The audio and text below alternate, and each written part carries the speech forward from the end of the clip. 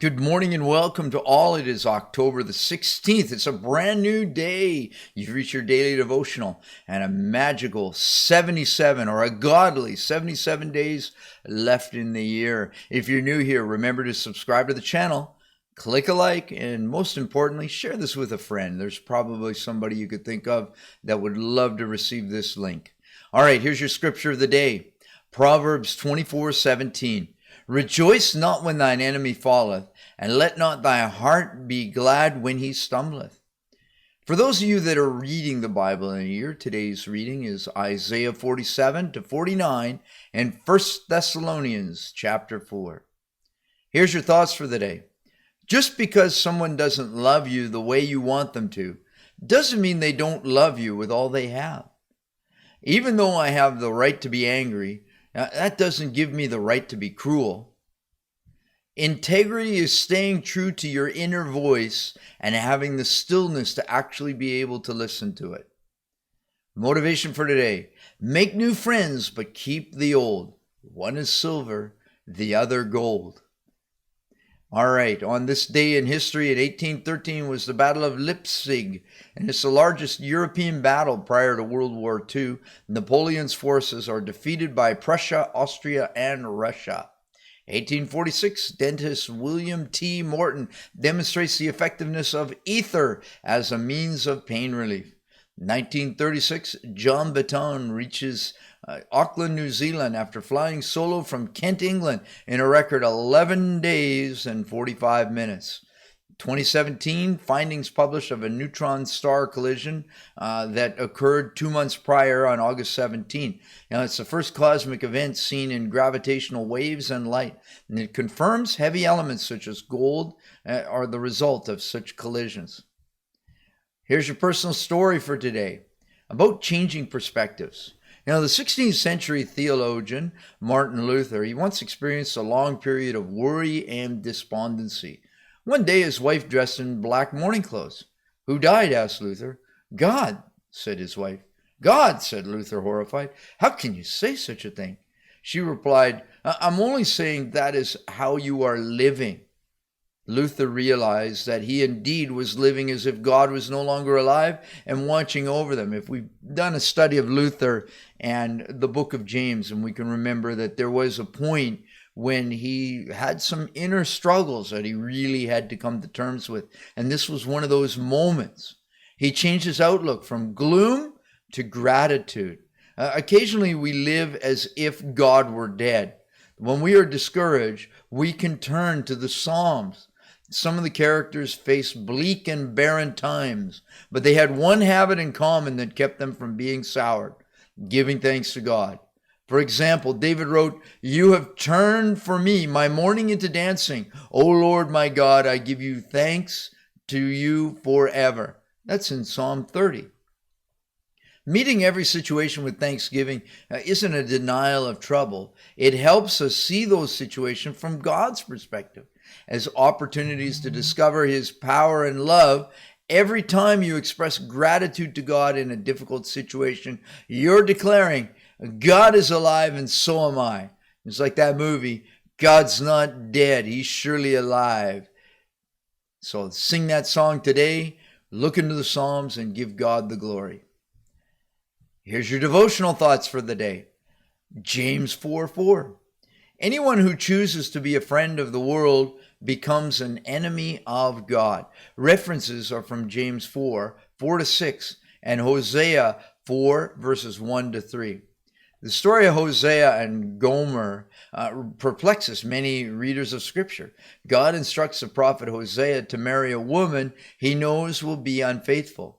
She not only commits adultery, she also becomes a prostitute that Hosea must buy back from those making a profit. You can read through that if you want in Hosea 13. It's incredible, but it's in the Bible.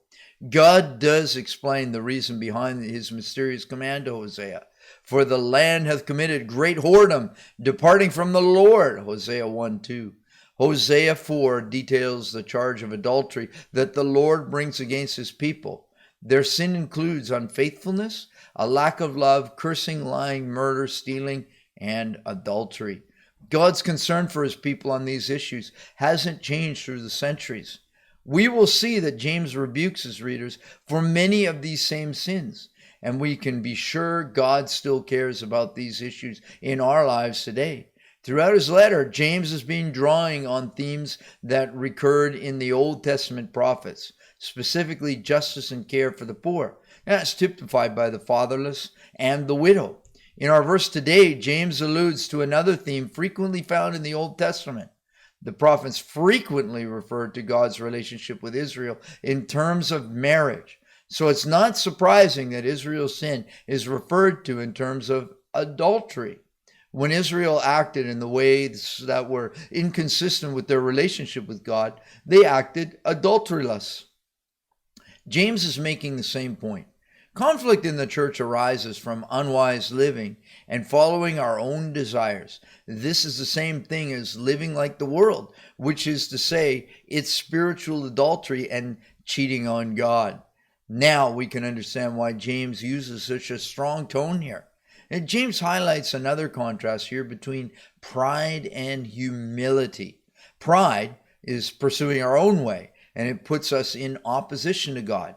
Humility, however, positions us to receive blessings of grace from God. And this is the relationship God desires to have with us. And your next thought is about prayerfully humble, reading from Daniel 10:12. Then said he unto me, Fear not, Daniel, for from the first day that thou didst set thine heart to understand and to chasten thyself before thy God, thy words were heard, and I am come for thy words. When the messenger from God arrived to speak with Daniel, he assured the prophet that God had responded to his prayers because Daniel had set his heart to understanding and to humble himself before his God. Daniel's spirit of humility made him a powerful force with God. As Proverbs reminds us in Proverbs 3, surely he scorneth the scorners, but he hath given grace to the lowly. And a vital key to effective prayer is a humble spirit. Prayer moves the hand of God. Let me repeat that. Prayer moves the hand of God, but it must be a humble prayer. In other words, we need to be open to the course correction that will lead us in the path that God has chosen for us. We can't enter God's presence with a list of demands or a detailed list that we only want him to bless. Instead, we must go with open hearts and open hands, ready to receive what he knows is best for us.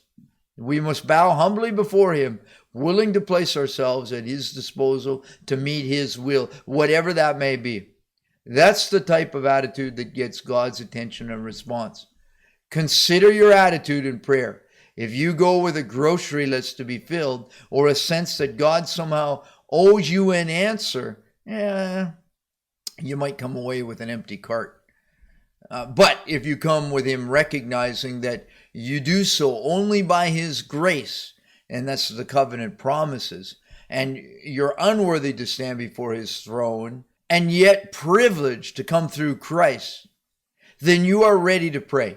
Attitude is everything. Remember, faith can be an attitude as well. That concludes today. I have a fact.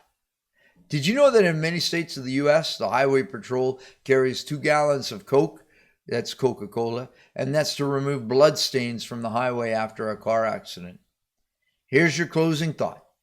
The most important thing in communication is to hear what isn't being said. So listen to somebody today. Here's your jokes of the day. The best thing about the good old days is that we were neither good nor old. If we shouldn't eat at night, why do they put a light in the fridge? And do I lose, let's say I'm in a traffic stop and the police officer says, papers, and I respond, scissors. Do I still lose? Think about those. Thank you, everybody. God bless. We'll see you tomorrow.